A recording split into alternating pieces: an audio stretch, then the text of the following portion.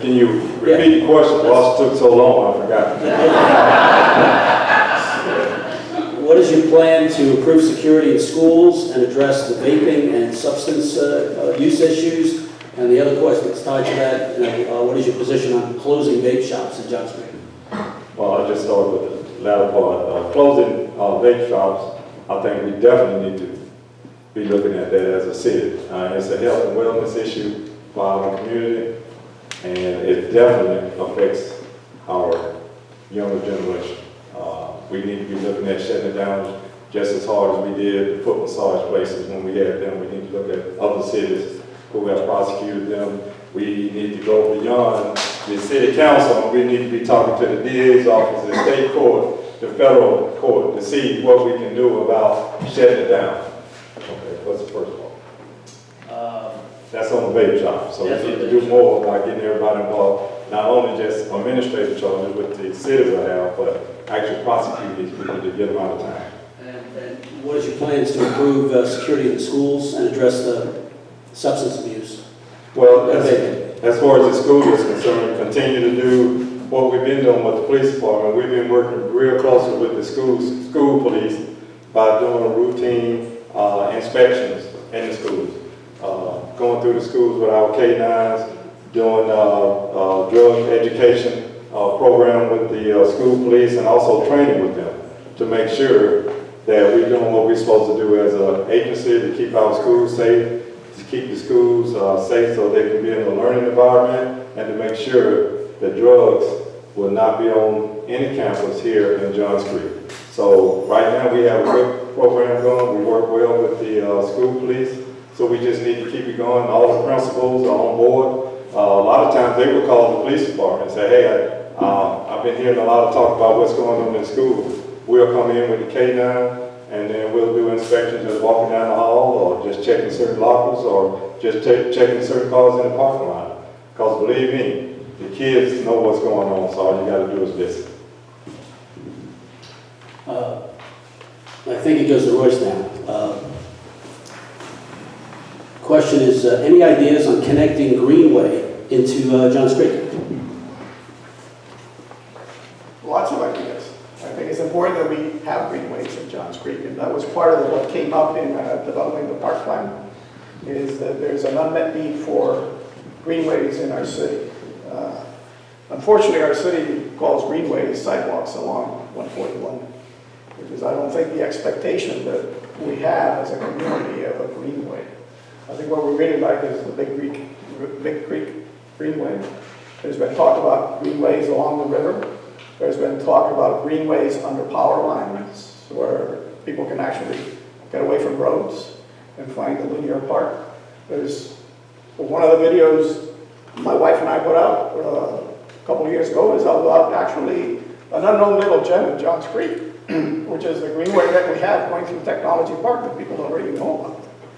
So I think it's important, and the parks plan raised this, that there are a lot of opportunities in our city to connect various paths in the city to provide a recreational opportunity for people, and we should definitely focus on that.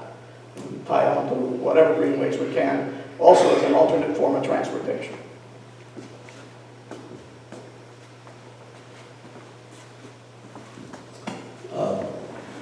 Dilip, any ideas of connecting Greenway into Johns Creek? I like that idea. We need that. Like I said, I'm an outdoor nature lover guy, so connecting a greenway is going to be a good one. The focus is, I was talking to a few other residents and people. A greenway along the Chattahoochee River would be a good one. It can be done, just that we may have to go back and look at the magnitude and the cost for that one. But once we get that Crowley Creek Park done, and as part of the Parks and Recreation, it can be done. We may not be able to do it all the way along. There might be some areas in the middle that the residential neighborhoods are there, but the plan is to have a greenway along the Chattahoochee River that would be really helpful for the residents. Brian, any ideas on connecting Greenway into Johns Creek? Yeah, I think we definitely need to look at those ideas. That's part of the economic growth. I mean, you look at what the city of Atlanta has done with their Beltline, creating not only housing, but also businesses along the Beltline, which will be used as an alternative mode of transportation, whether it's bike, whether it's moped bikes or motorcycles or segways or whatever.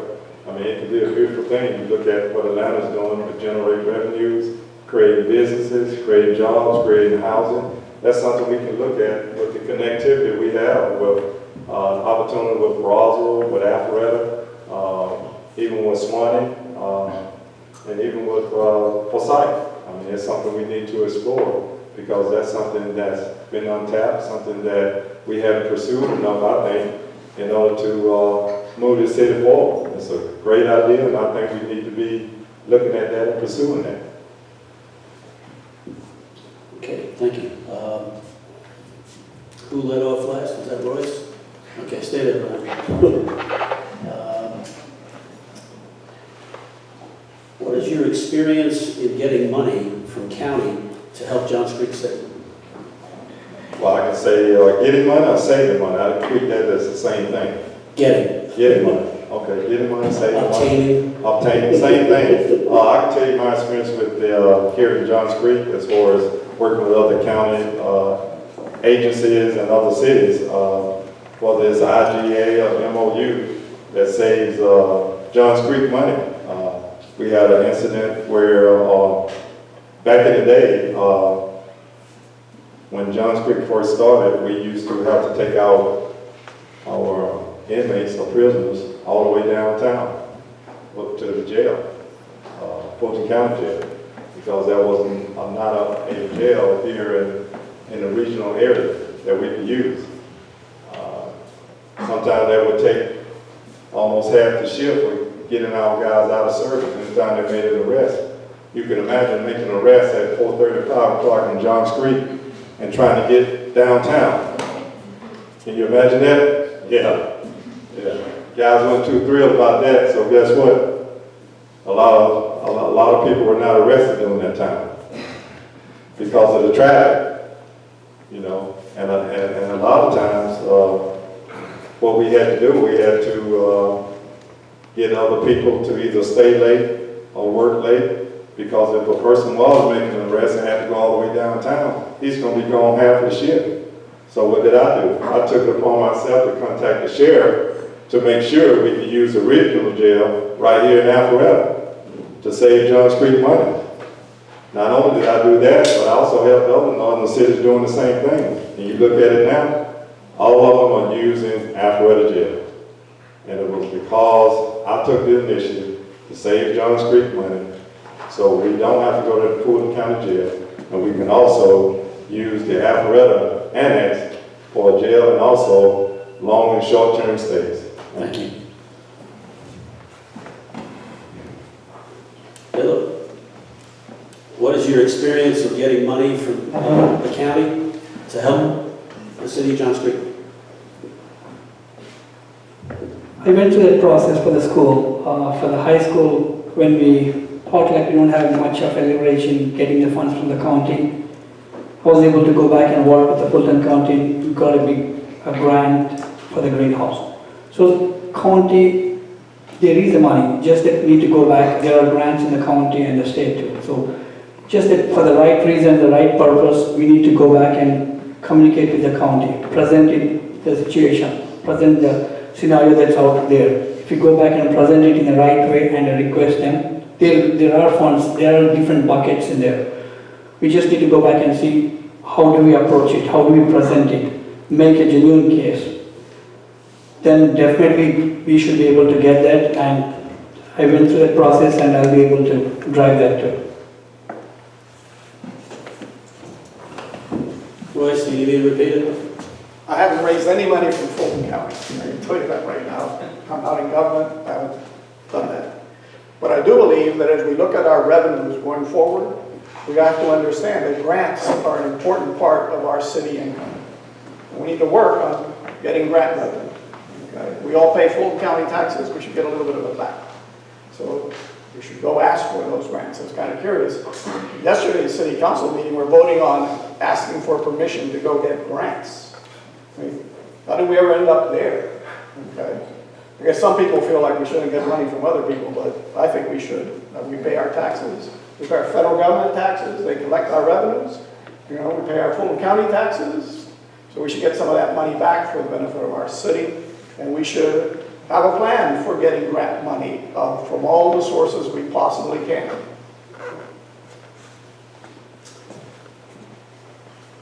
Stay there, Royce. As a member, as a council member, would you be prepared to consider a bond to fund water/sewer repairs and upgrades for all the neighborhoods in Johns Creek that have been affected by stormwater damage? Let me tell you my view on bonds. We just went through T-SPLOS and Parks bonds. There was a lesson we learned on both T-SPLOS and Park bonds. That money should be raised for shovel-ready projects. I don't support bonds to do engineering studies that never end. We have enough of those. That should be funded from our other sources of revenues. But once we have identified projects that are ready to be constructed, and we can clearly identify that, and not recreate the mistake that we made on the Parks bonds, where we went and we asked for $40 million because we had no idea what we were building, and it ends up costing $70 million. We're sitting here saying, well, on T-SPLOS, we're going to build all this stuff.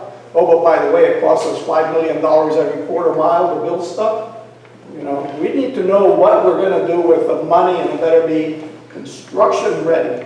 I don't support bonds for design studies and engineering. The federal government's in the same boat, by the way. They don't give us money except until we're ready to build something, because they know that too much money is wasted on designs and engineering of things that isn't completed. And we've gone down that road on T-SPLOS and park bonds. We're certainly not going to repeat that if I'm on council. Dilip? Oh, Brian, go ahead. As a council member, Brian, would you be prepared to consider a bond to fund water/sewer repairs and upgrades for all the neighborhoods in Johns Creek that have been affected by stormwater damage? Well, I find it kind of ironic that we're also talking about wasting money for engineers, and he's an engineer and Dilip are engineers. So you wouldn't want to have those guys on council. That'd be wasting money. Right? No, but just to answer your question as far as bond, that's something we normally don't do, but the city has already allocated over $850 some thousand to take care of the stormwater issue in the budget. They've already allocated money for that. Got projects in the work. Over $3.3 million have been set aside for the crew of infrastructure projects and for the maintenance of those projects. So the city is already trying to attack the problem, deal with the issue, and has set aside money from this budget that it just passed. So something is in the works. The city is trying to develop a plan. This issue didn't happen overnight. It happened years of neglect. So I think it's going to take some time for the city to actually figure out what to do and how to get it done and how to correct it. But right now, as of I think a few days ago, they just set aside over $850 some thousand to take care of the startup problem or some of the issues that's going on with the stormwater issue. So we're moving in the right direction. Was it a little late? Yeah, maybe, but at least now we're taking ownership, we're moving forward in that direction, and we're trying to do something about it. We're just not ignoring it. Dilip, you need me to repeat it? I'm good. Okay. As I mentioned before, when I answered that stormwater question, it's a big problem that needs to be addressed. We pushed it for this part. In the 2020 budget, city did put in a few $1 million aside. They're already addressing one basin. So based on that study that city authorized, we would know exactly the magnitude of the problem and what would it cost. So right now we are addressing one. So the remaining other bases, like based on that study, we will know exactly how much it's going to cost. Once we know that amount that's going to cost, we can go back and look at the budget revenues and see if we can bring it from the current revenues that we are receiving. Hopefully it should be. Like, if not, if the problem is much bigger than what we anticipate, if we end up going to the bonds, we should be able to do that when we are ready for that. Like if you go back and look at the parks bond, if we get everything scoped out, done the engineering and everything, and put a dollar amount to that, if you delay the projects much longer than you thought, it's going to cost you more. So we should raise those funds when we really need them and when we are ready to deploy the project and get on that one. So right now, we need to know the magnitude of the problem, then we can decide on how we're going to raise the funds to support those projects. And going back to the T's cost, those are the two different ones. The park bond, yes, we are working on that one to move forward, but again, the construction projects too, so they were scoped back then and pushed further, which is costing us more, so we got to go back and start the projects when we plan to do it. Thank you. Hold on to that, Bill. Okay, so this is a two-part question. It's pretty simple. The first part is, have you read the 2020 budget? And the next question is, do you understand and support the budgeted property tax increase? Yes, I did. It's not an increase. If you go back and look at it, right now, this year, they rolled back the millage rate, so it's not really an increase. So they're just basing it upon the millage rate that was used in the past. So I would not say it's increased, it's just this year we had excess reserves. So they were rather just keeping that money in the reserves until we know that have a steady and we know exactly where that money is going to go. If there's excess money sitting in there, that's your money. It should come back to you. So what City Council did is they put the money back in there. But if we had the study for the infrastructure study, the reserve study, if we had those things, maybe City Council would have done it in a different way. But right now we had excess reserves, so we gave it back to the residents. And the next year it's not an increase, it's just the same one that they continued for the budget purposes. And we look at it just like we did this year. We'll look at it at that point to see if we have excess reserves, we would pass it on. If not, we would continue the same way. Royce, you need me to read it? No. By the way, gentlemen, this has been the last question because we're right on top of 8:30. I do have more that I'm going to email all of you, and we'll post them as you answer them, okay? Thank you, everyone. Before everybody runs, thank you very much for showing up. Yeah. Go ahead. For 10 years, I've been pushing to just have an honest conversation on taxes. Politicians love to tell you no tax increases, I didn't pass a tax increase, and then they give you a long story about why it isn't a tax increase. Look, this year we had a property tax decrease, next year we're going to have a property tax increase. The budget, I've read it, the village rate is going to go from 3.557 to 3.986, that's the current plan. The budget is built around that increase. Okay, so when your bill goes up 12% next year, don't pay attention to politicians who want to tell you, well, that wasn't an increase. Well, if that wasn't an increase, then we didn't have a decrease this year. Okay, so let's just be honest about taxes and what it takes to run this city. Right now, we don't know what it takes to run this city, and we do a guessing game. Why did we roll back tax millage this year to increase it next year? Shouldn't we have just maintained it constant, and instead of, since we need it next year, let's use it next year. But when I made my public comment on the budget, hey, we don't have a 10-year plan, so we don't really have a plan of what we're doing with our money. So in that regard, hey, let's give it back to people because we don't know what we're going to do with it. Even though we know that we need maintenance money, that we need road money, that we need parks money, This year they went through the budget and they all pulled their hair and they said, oh my God, what did we do? And they sat there with a pen and they started cutting stuff out of the budget. Storm sewer, yeah, let's take $1 million out of there. Oh, parks, let's pull some money out of there. Maintenance, nah, we're not going to do the maintenance that we were thinking of doing. That's not a way to run a city. A better way to run a city is to know what your needs are and to be honest with people. To present them the story of what do we need in terms of revenues, where are they coming from? It's not to be a politician and campaign on no tax increases and then sort of dance around.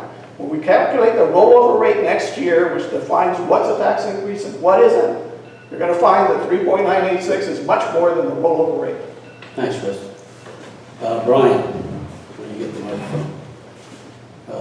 The first part is, have you read the 2020 budget? And the second part is, do you understand and support the budgeted property tax increase? Like Royce and Dilip said, you look at what they were talking about, the increase. I mean, it is an increase, but last year, when they rolled back the millage rate, that wasn't a good idea. We all can look at it now and say, wow, I can't believe you did that. This would have been a great time to do what? Take their stormwater needs. Instead of giving it back to the citizens, why didn't they start that then? That's something that they knew that was in need of repair.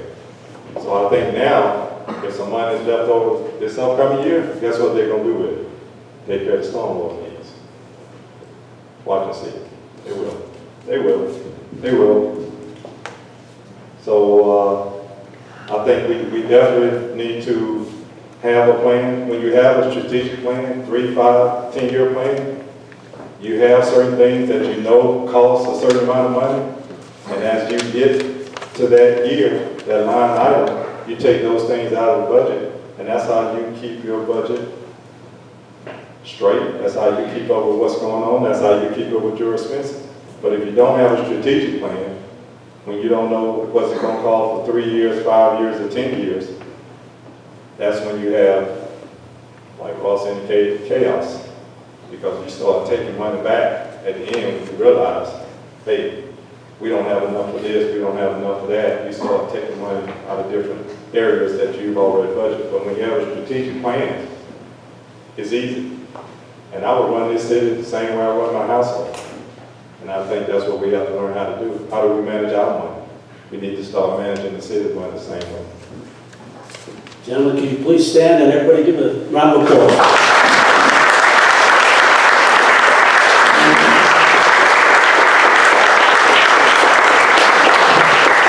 Thank you all for showing.